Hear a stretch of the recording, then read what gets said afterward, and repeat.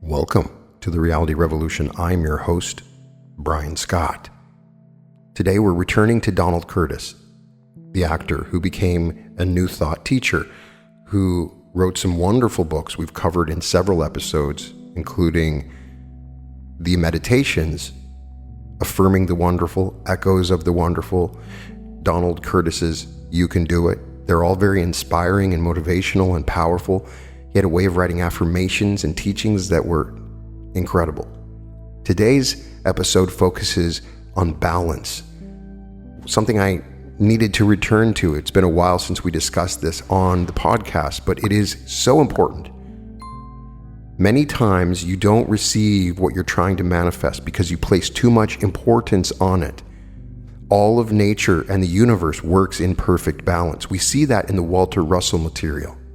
Learning how to balance your manifestations can be very difficult, and oftentimes it is just about keeping on an even keel. I found this particular teaching by Donald Curtis to really contribute to our understanding of balance.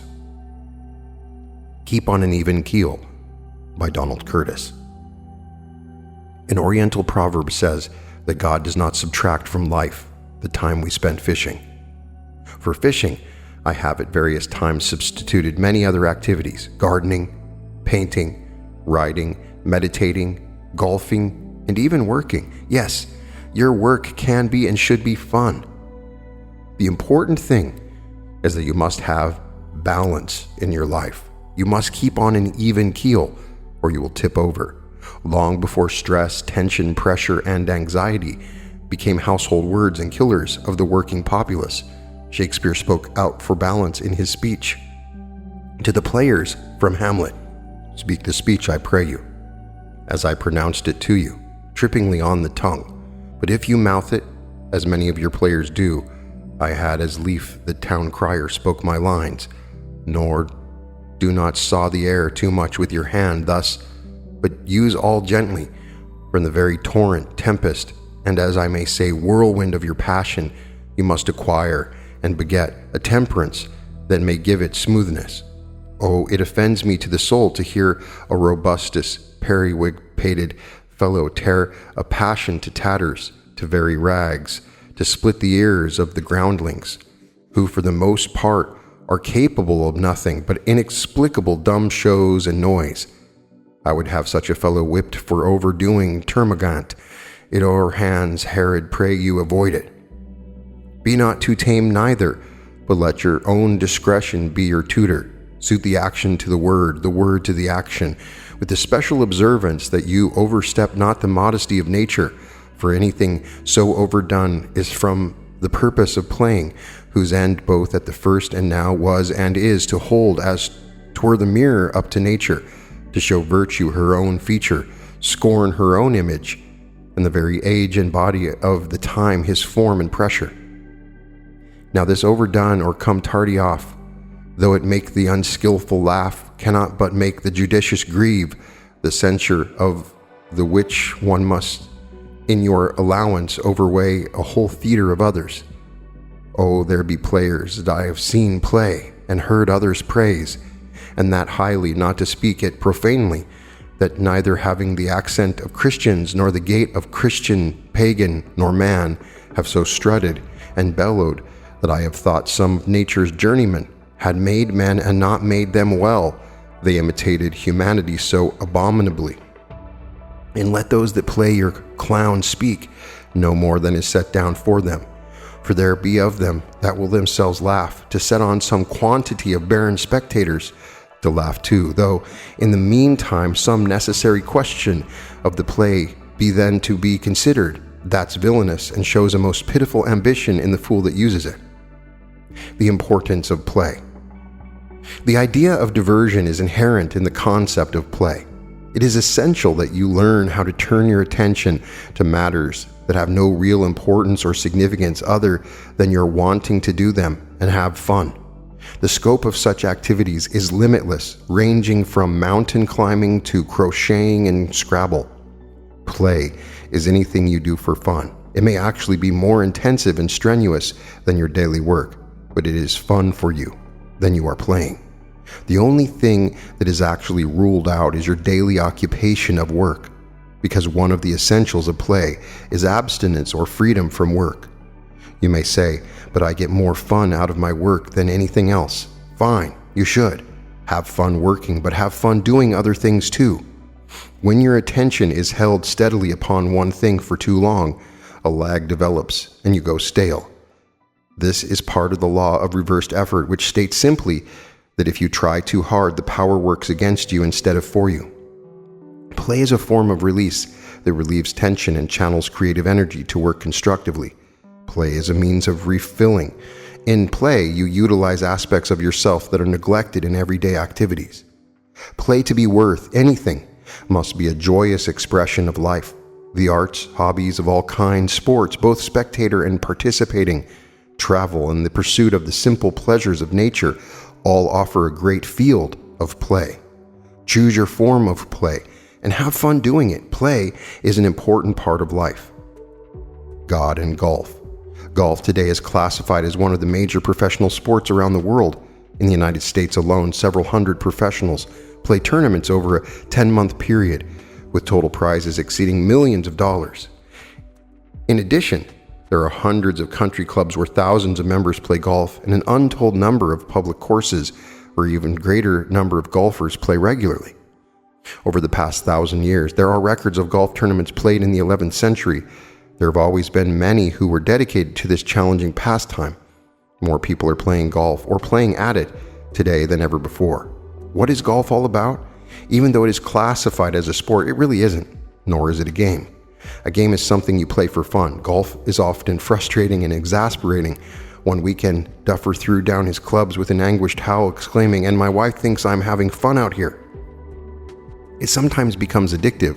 Just a few hundred years ago, playing golf was deemed punishable by death by a reigning English king. The frivolity of golf was noted by a 19th century poem. The factories near the golf course, and almost every day, the children working can see the men at play. Golf is often derided by non-golfers. Look at those idiots chasing a little white ball, trying to knock it into a hole. Why then do people play it? Writing as one to whom golf was once very important, I can only say that some fortunate or unfortunate, depending on your point of view, mortals arrive at golf by natural evolution or selection. For some, golf provides a challenging way to develop high personal consciousness by growing spiritually, mentally, emotionally, physically, and psychically. Golf is about life. Golf is a discipline. The difficulty is that there's no way of finding this out without playing golf, and there's no way of really playing golf until you find it out. This paradox accounts for golf's unique place in human activity. It is true that golf can be used to escape reality, but properly approached, it challenges us to perceive reality. Golf can provide no less than a way to find God. Therefore, it is deserving of attention by all spiritual aspirants. Golf is not played against anyone or against anything. Golf is a matter of inner experience translated into outer expression. Isn't that what life is? The score of a round of golf measured against par for that particular course is merely an indication of how integrated and adept the player is. Par is symbolic of a certain accepted standard of performance. Many players reach the standard and consistently exceed it. Others never approach par. It all depends upon the developed skill of the player working in coordination with the integration of the various levels of his consciousness during that particular round. It's very similar to how we play the game of life, isn't it? To live life on any acceptable level at all, we must develop a certain understanding and skill. There are many variables on various physical and conscious levels. Each round of golf provides a scorecard that gives you vital information about yourself. Consider such areas as centeredness, relaxation, peace, harmony, freedom, attunement, visualization, concentration, coordination, integration, rhythm, discipline, focus, and timing. These are just some of the areas where you need to develop self-mastery in playing either the game of life or the game of golf. Actually, a round of golf is no less than a slice of life. Golf is another way of telling you a lot of important things about yourself and will give you constant reminders and challenges for improving and growing. The principle of release. One further step is equally important and necessary for accomplishment. Release. Let go and let God. After you have done all you can, it is time to let go and let it happen. Real accomplishment doesn't come about through your efforts alone. You need all the help you can get from the power that is greater than you are.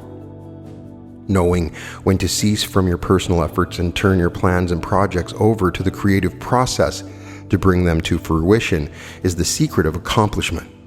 The release principle is perfectly epitomized in the planting of your garden. First, you plan what kind of garden you want. Then you select the seeds and plants to accomplish your plan. You go to work to prepare the soil, digging it up, getting rid of rocks, lumps, and debris, raking and mulching the planting area. Next, you lay out the rows and hills to receive the seeds and plants, and then do the planting itself. The final work step is to put the finishing touches on, smoothing the soil, perhaps fertilizing and watering, and then you're finished. It is now time to stop and release it to nature to produce your crop for you. There's nothing more for you to do, other than whatever weeding, fertilizing, and irrigating may be necessary as time goes by. It is important that you completely release the seed and the plants and let them grow on their own. If you interfere with the gestation and growing process by digging and scratching around to see if your seeds and plants are growing, you will never have a garden. Do your part, and then let God do His part. Faith is a most important factor in growing your garden and in living your life.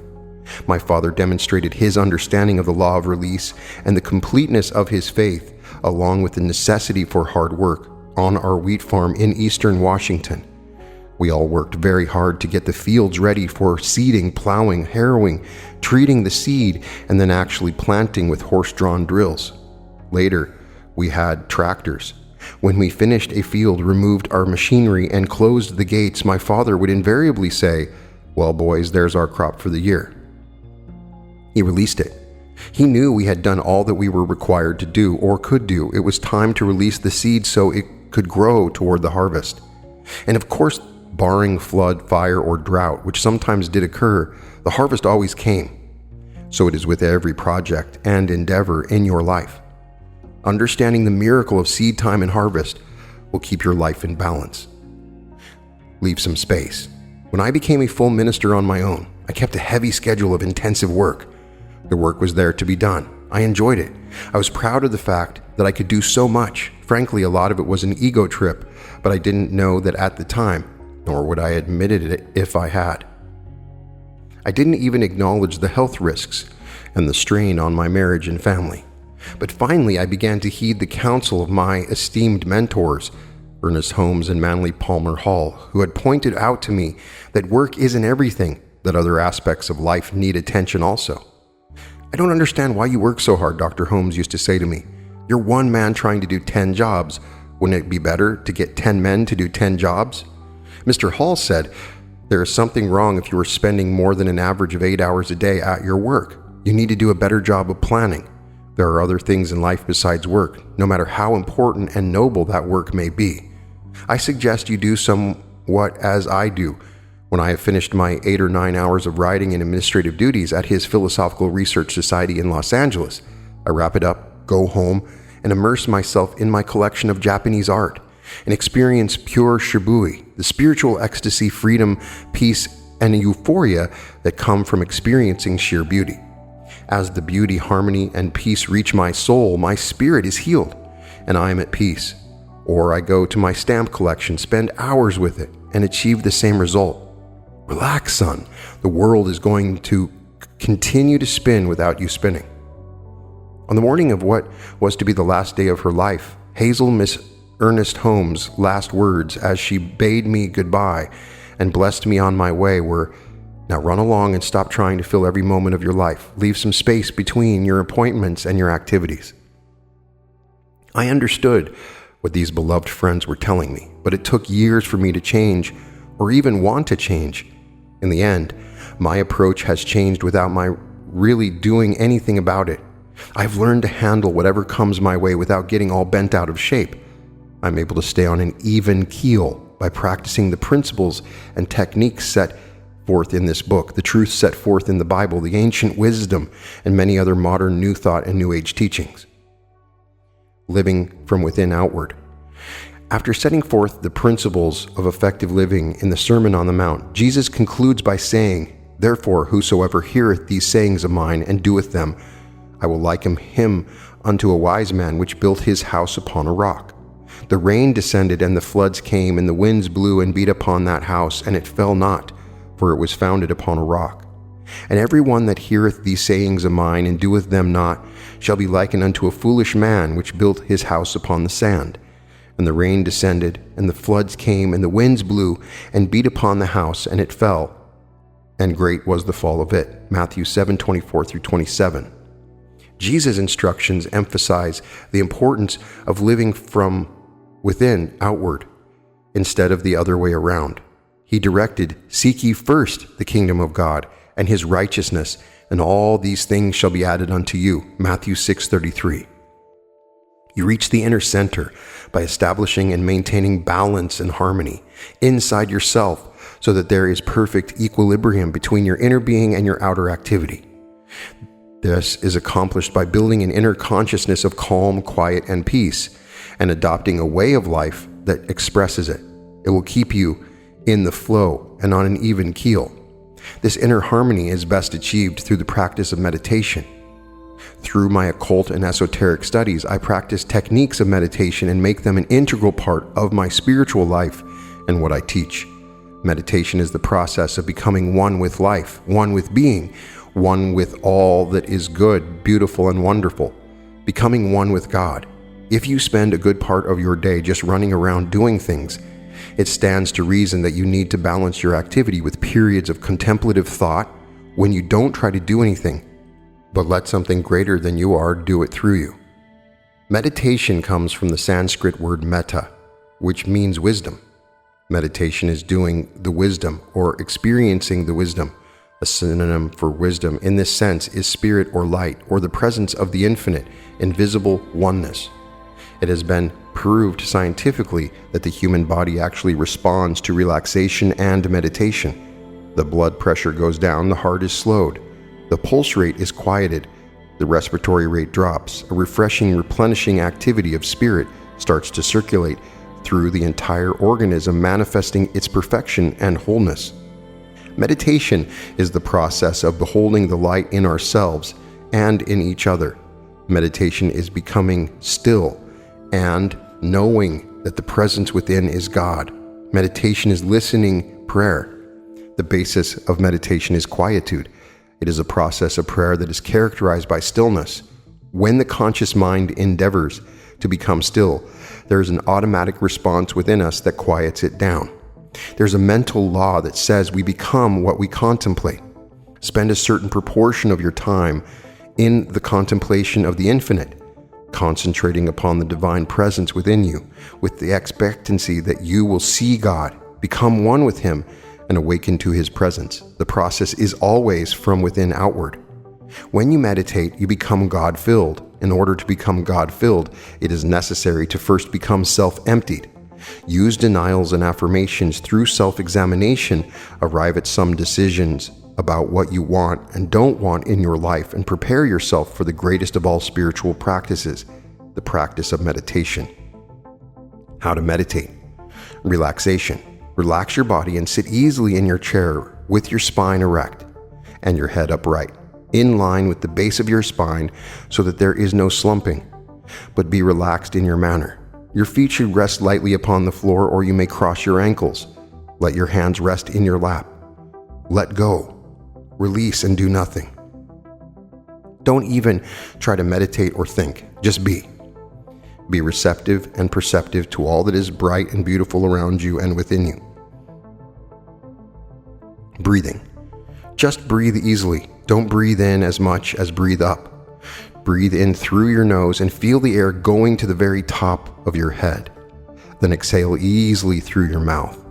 Since one of the key points of meditation is focus and attention, become aware of your breathing because this helps you focus. You don't have to think of anything else, just breathe in and up. Then breathe out, through and down. Breathe in, out, in, out, in, out.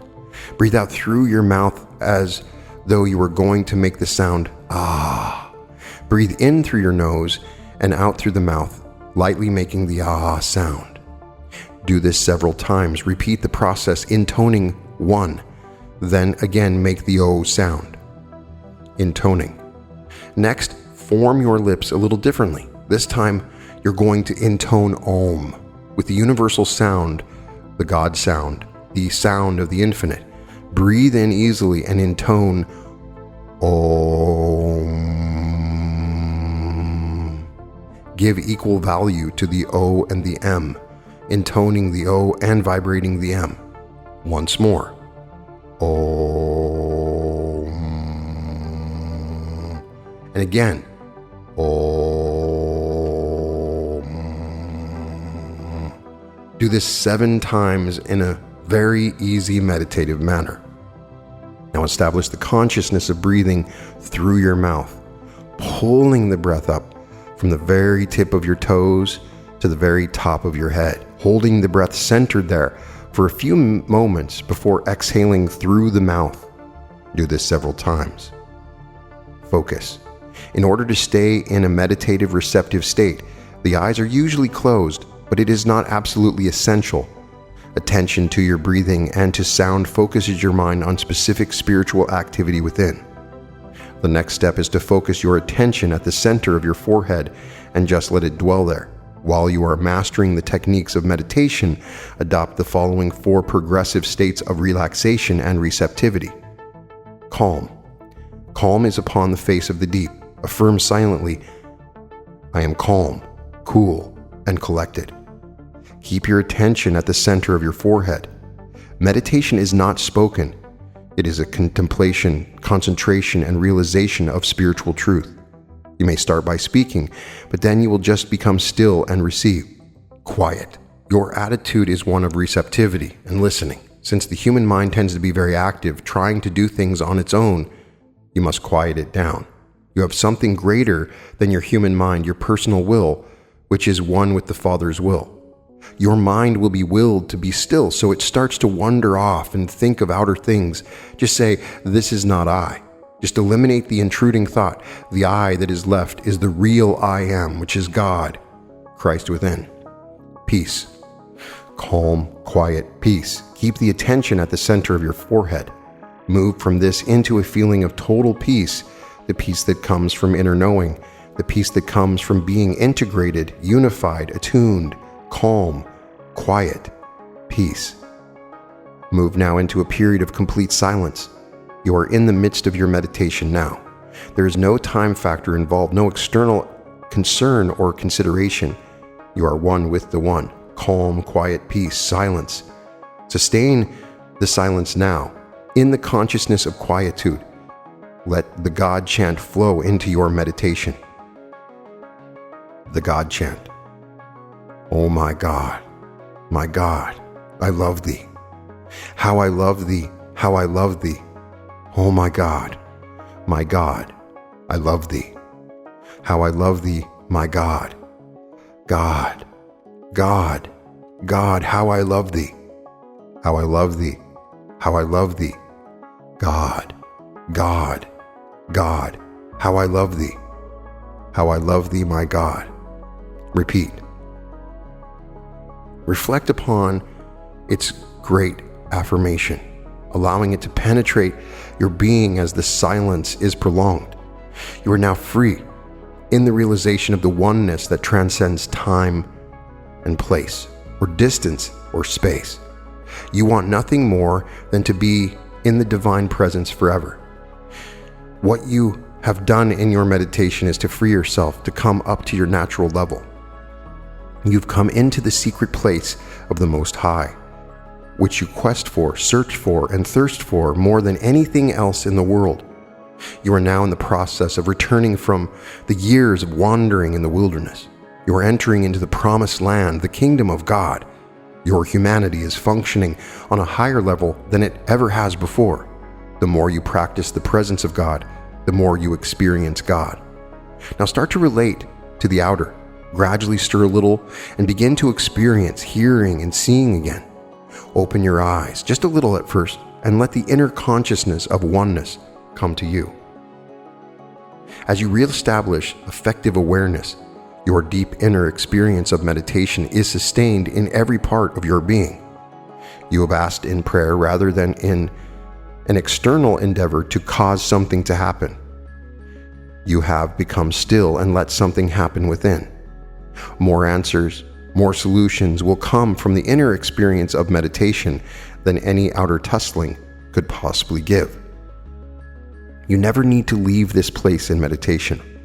Every meditation forms the beautiful, glowing essence of you, and then the world assumes its proper place in your experience. Once you have reached the heights in meditation, you can return there at will. Learn the technique of 10-second meditations.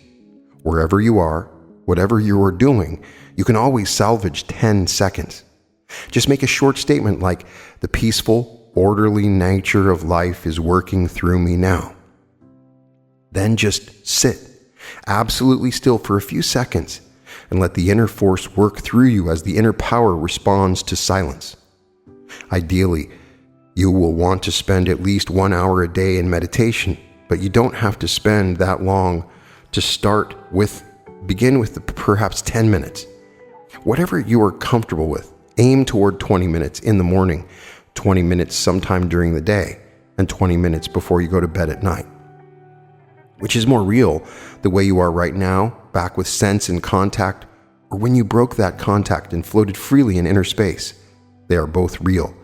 You have two lives, the visible and the invisible, but they are one life.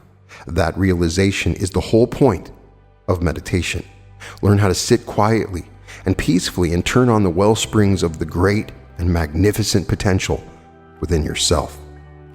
Find the inner joys and the great experience of silent meditation. Personal realization. I am calm, cool, and collected. There is perfect balance in my life. I know who I am, where I'm going, and how to get there. I am in control of myself, and therefore I am in control of the circumstances of my life. I am completely integrated spiritually, mentally, emotionally, physically, and materially. I keep on an even keel. I am divinely guided, guarded, and directed. I avoid extremes of all kinds. I believe in and practice moderation on every level of my life. I do not overdo anything. I keep everything under control. I balance work with play. I know there is a time for everything under the sun. I have a significant part to play in the world, but I of myself can do nothing. The Father that dwelleth in me, he does the work.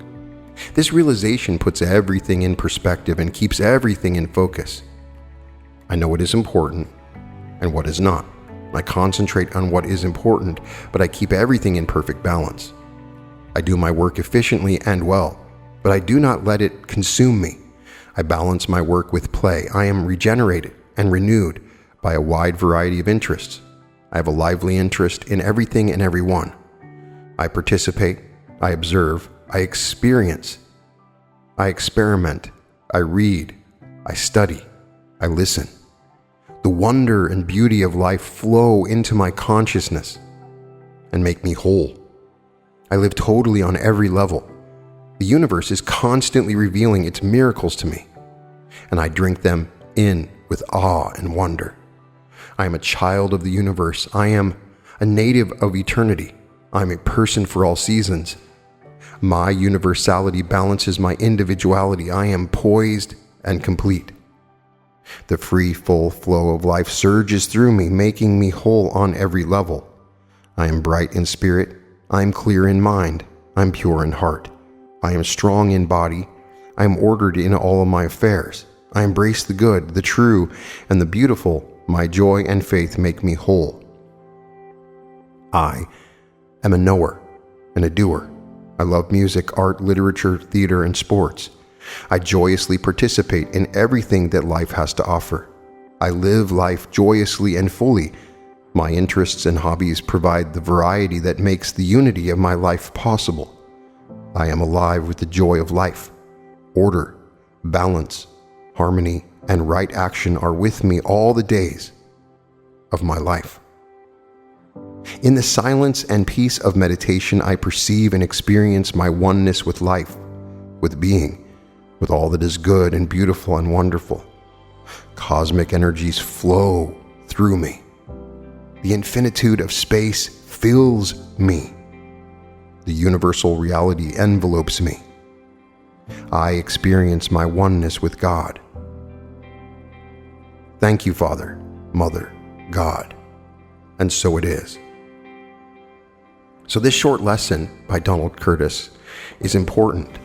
Oftentimes we get caught up in our work, in our jobs, and we forget that we need to take a break. We need to play. What is the purpose of our work? What is the reason that we work so hard? We want to be successful, we want to achieve things, but oftentimes I have found that the most successful take time and play. In fact, many successful people I've met make it seem so easy. They don't work that hard, and you don't have to work that hard. In particular, when he gives the example of golf, I really wish that he had gone into more examples of it, but golf is very much like life. You have to hit the ball just correctly. You can't hit it too hard or too soft when you putt on a green. And it's just like in life. Everything moves to balance. If you are on a putting green and you desperately want to get the ball in the hole and you whack it really hard because you're excited, then you're never going to get the ball in the hole. It takes some balance, some relaxation. And that is also in life. If there's something that you're struggling to manifest or get, oftentimes, if you really take a look at yourself, you'll find that you're placing way too much pressure on this individual situation. You're making it super important, and it creates excess potential, which inevitably can derail your manifestation. It can derail your life. You may be working super hard, but you're depleting yourself, and you're depleting the energies that you have. It's super fascinating to me that he was a friend of Manly P. Hall and Ernest Holmes. Man, oh man, Donald Curtis got around. Two amazing people that we've read from in the podcast together. And Manly P. Hall's example is great. He found time to go home and look at beautiful Japanese art or stamps. I like to watch Marvel movies and great movies all the time. And sometimes I find spiritual moments in those experiences. When I look at art, when I read a comic book, when I read a fictional book, in those experiences, it seems like I'm wasting my time, but sometimes I have incredible knowledge and realizations and epiphanies that come to me in these times. And I have a regeneration of energy and excitement. What are we working for? You can't just be a workaholic with this. You have to find the balance. And if you find the proper balance, doing the thing that you love, sometimes it isn't that hard to do because it's play all the time. And I try to treat everything like play. When I do these podcasts and episodes, it's fun for me. I enjoy it. It's like a piece of art. And I love it. I never look at it as work. And that has made it so that I can do a lot of episodes. People ask me, how can you do so many episodes? Because I don't look at it as work. It's fun for me. But I never try to get out of balance. If I feel like I'm working too hard, I take a break. I only work a couple days a week and try to get everything done during that period of time. And I give time to my wife, and we go walking in nature and do stuff and give that time and space that you need. And I promise that if you're in a situation and you're struggling, but you're also working super hard, as I have in the past, I had a business where I had to work 16, 17 hours a day, so much so I could never get the full 8 hours, and I could never really take a break or watch TV or even eat lunch or do anything. And it started to really drag me down because what was I working for? I could feel my soul just slowly depleting from my body. And if you are out there in that situation, take a deep breath, take a break. And that's why he includes the meditation at the end. Find stillness. You can do it in 10 seconds. I believe you can do it in 1 second, but take a break. Find that inner stillness. Attempt to make it your intention to become closer to God. Bring God into your meditation, and something wonderful will happen. You can find all episodes of The Reality Revolution at therealityrevolution.com. And welcome to The Reality Revolution.